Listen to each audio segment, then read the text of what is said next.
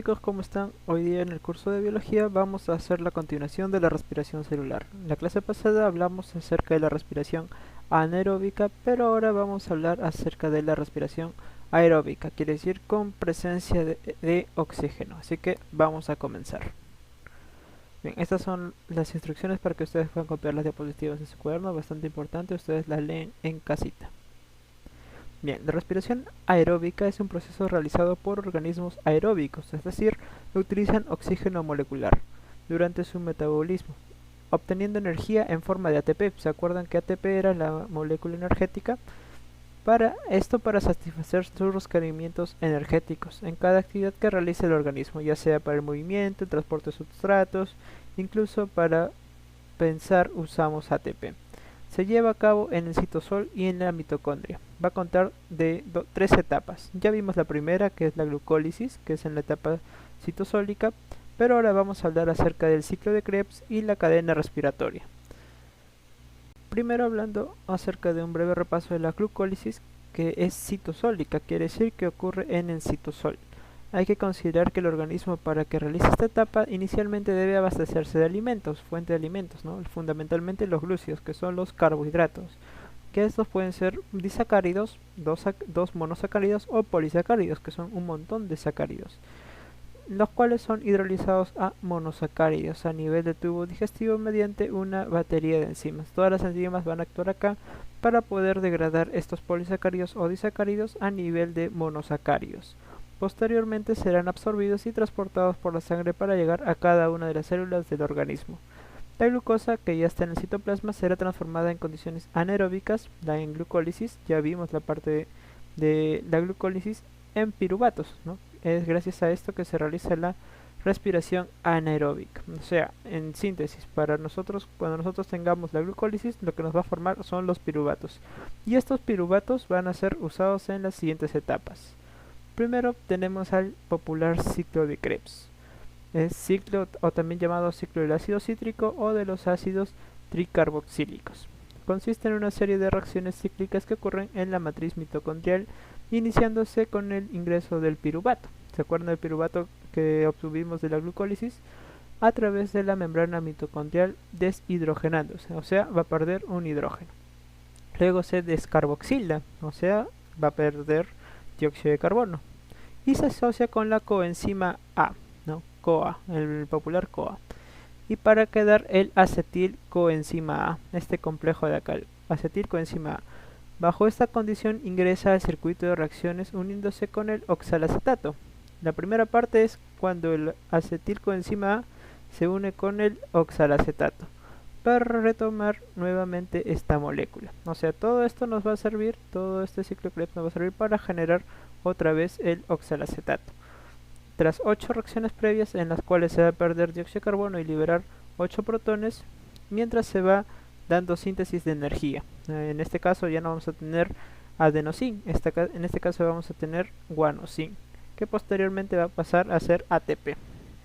Y ahora vamos a ver un poco a fondo lo que es el ciclo de Krebs. Este es el resumen en sí, pero podemos ir un poquito más allá. Ahora sí se viene lo bueno, chicos, vamos a hablar del ciclo de Krebs. Bien, recuerden que de la glucólisis obtuvimos el piruvato. El piruvato va a reaccionar con la coenzima A, acá está, CoA, y con ayuda del piruvato deshidrogenasa. Recuerden que cuando tuviéramos un compuesto que termine en asa es una enzima, por ejemplo la aconitasa, malato deshidrogenasa, fumarasa, etcétera. Todos ellos son enzimas que van a ayudar a aumentar la velocidad de la reacción.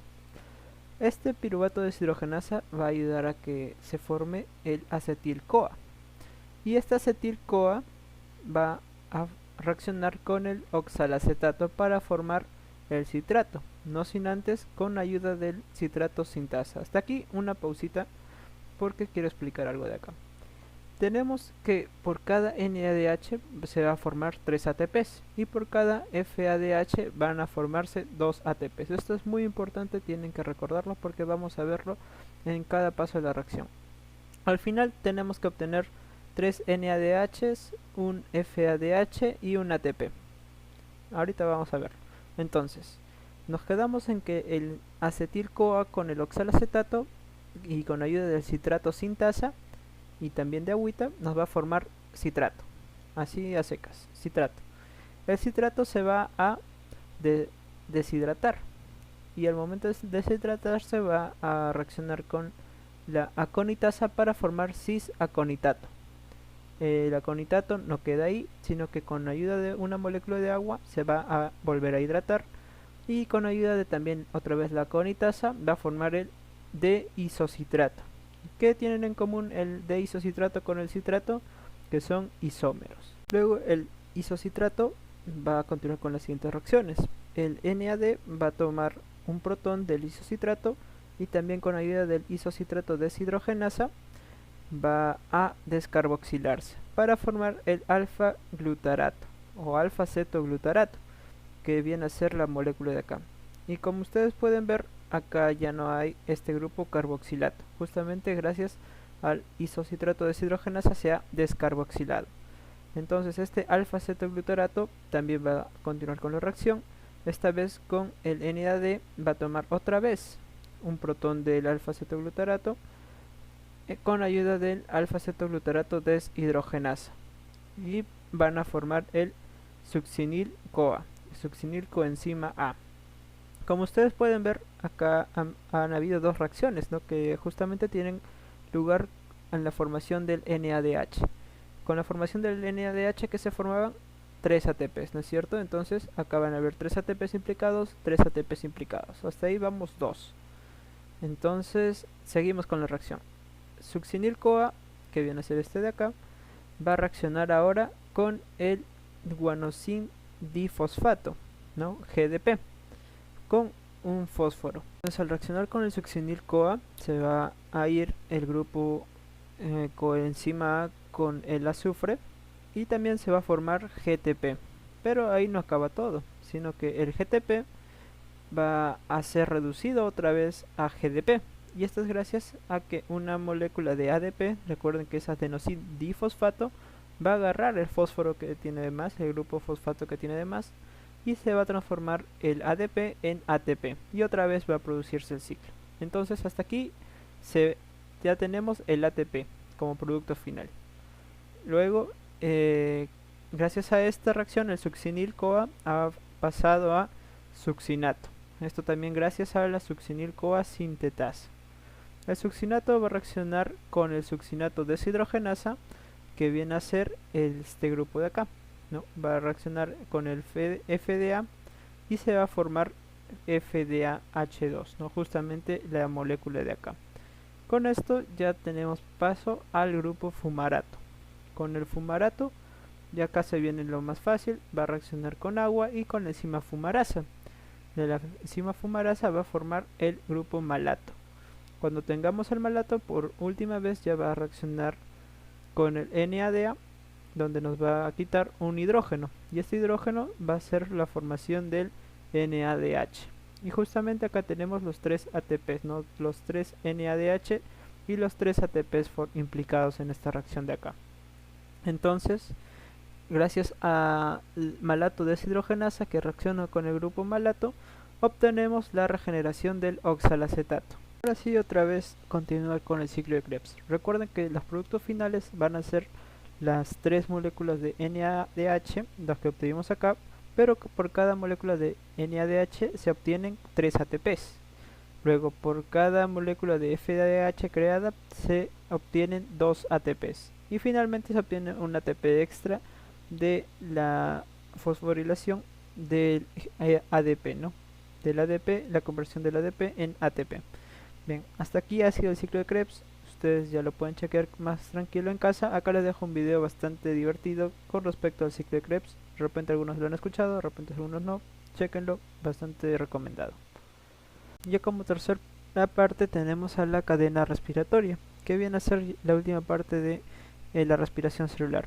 Esta está formada por una serie de transportadores de electrones que van a estar situados en la cara interna de las crestas mitocondriales. Ahora estamos en la mitocondria. ¿Se acuerdan esas organelas que tienen una forma de salchicha prácticamente?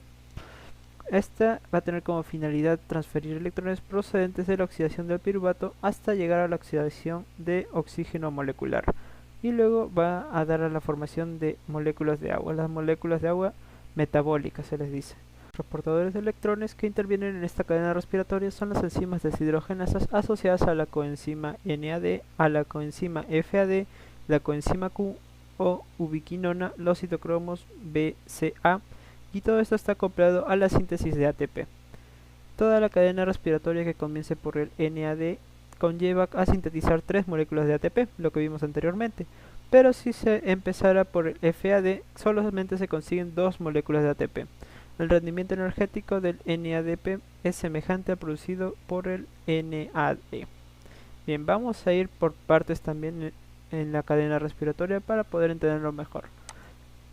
Este es ya un esquema completo de la cadena respiratoria. Como verán, vamos a tener el espacio del citosol, vamos a tener una membrana mitocondrial externa, el espacio intermembranoso, la membrana mitocondrial interna, donde se van a situar todos los complejos, y en la parte más interna vamos a tener a la matriz mitocondrial, donde va a tener un gradiente de iones hidrógeno o hidrogeniones, como lo vamos a llamar. Así que vamos a comenzar primero por el complejo 1, donde se van a dar bastantes reacciones también. Chicos, ahora sí vamos a hablar acerca de la cadena transportadora electrónica.